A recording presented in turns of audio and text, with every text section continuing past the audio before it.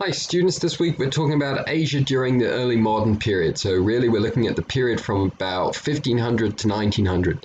And we're looking at a period when we see Asia interacting more and more with the rest of the world. And these are the opportunities and the challenges that face Asian societies during this period. So I'm going to begin in this video by looking at Southeast Asia and India.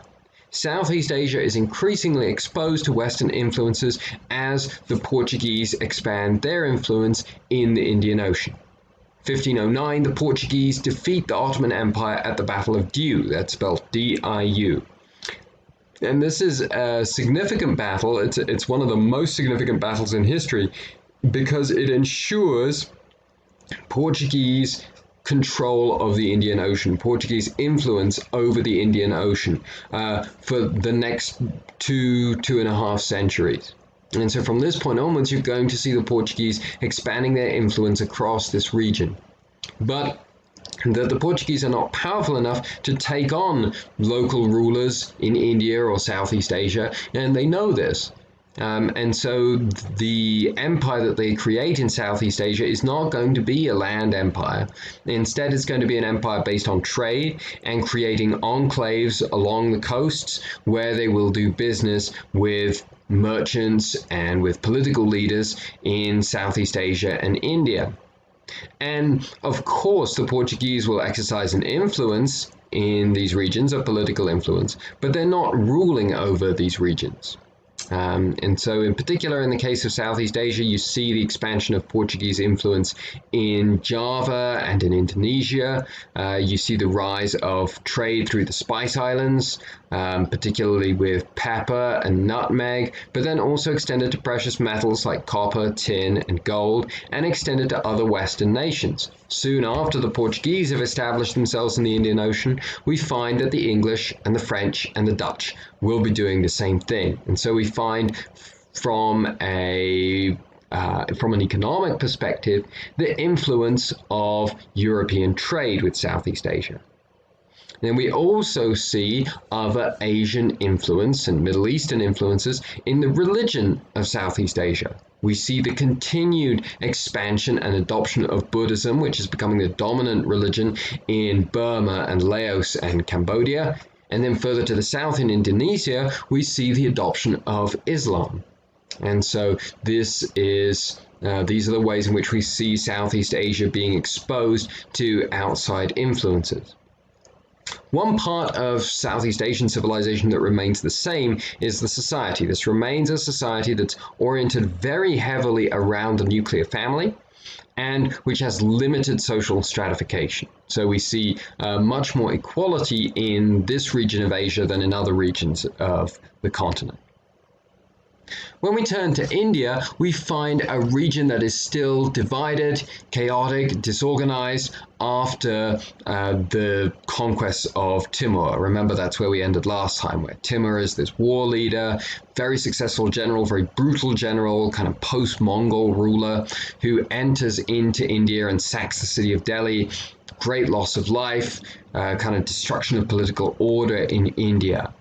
And India is reunited again for the first time, I would say since the Guptas. The Delhi Sultanate is kind of a fragile unifying force. But here we have a single ruler, the reunification of India, which occurs under a dynasty called the Mughals. The Mughals, like so many other rulers of India, come from the north.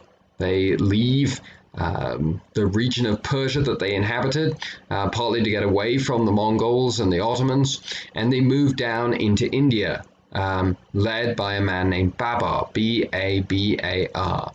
And Babar has a smaller army than a lot of the other people who are trying to gain control of India during this period, but he has a more sophisticated army. His cavalry and his artillery are more sophisticated, and despite being outnumbered, often even 10 to 1, in 1526, he captures Delhi and he establishes the Mughal Empire. And again, this is the reunification of India.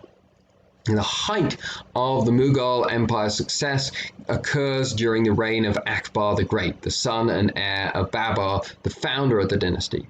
And Akbar is renowned as being a ruler who promoted stability and peace. He was a Muslim, but he married a Hindu.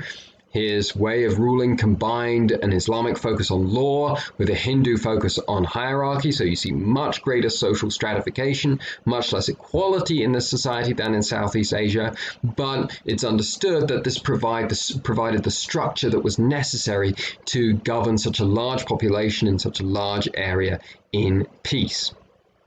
The Mughals are also famous for their paintings, in particular adopting a Persian style of painting, for building palaces like the Taj Mahal. After Akbar, we generally see a period of decline. That the Mughal empires become more and more extravagant, they become more and more distant from their subjects, and you start to see India break into both regional and religious factionalism. So different parties from different areas of India, the different religious groups begin to fight with one another. So that by the time we get to 1739, the Mughals have kind of lost control of India. And into this power vacuum come the English and the French, who are now seeking to move beyond the Portuguese model of simple trading enclaves on the coast and instead to gain control of some of the territories of India. And in the end, over the course of the 18th century, the English are going to be successful. Led by Clive of India, they both defeat and drive out the French and increasingly defeat the native Indian populations. And they start to establish greater and greater control over India.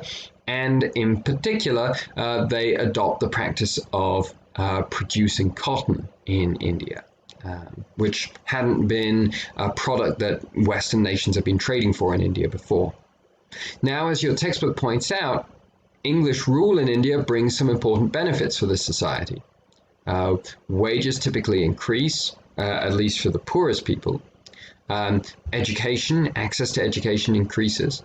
Access to infrastructure increases. But it also occurs within the context of this industrial model that is really bad for India and for native Indian peoples living in the subcontinent economically. That's because cotton is now being shipped out of India, manufactured very cheaply in factories in England, and then shipped back to India. And so the Indian populations are only earning money for producing the raw cotton, which is kind of the lowest point on the wage scale.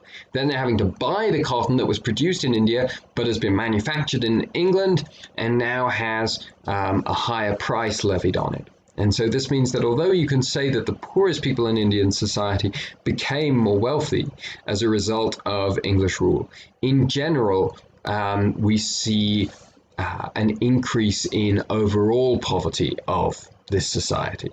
So this is where we're going to leave India and Southeast Asia. Increasing exposure to Islamic religious practices, increasing exposure to Western economic practices, benefits and challenges from both these interactions.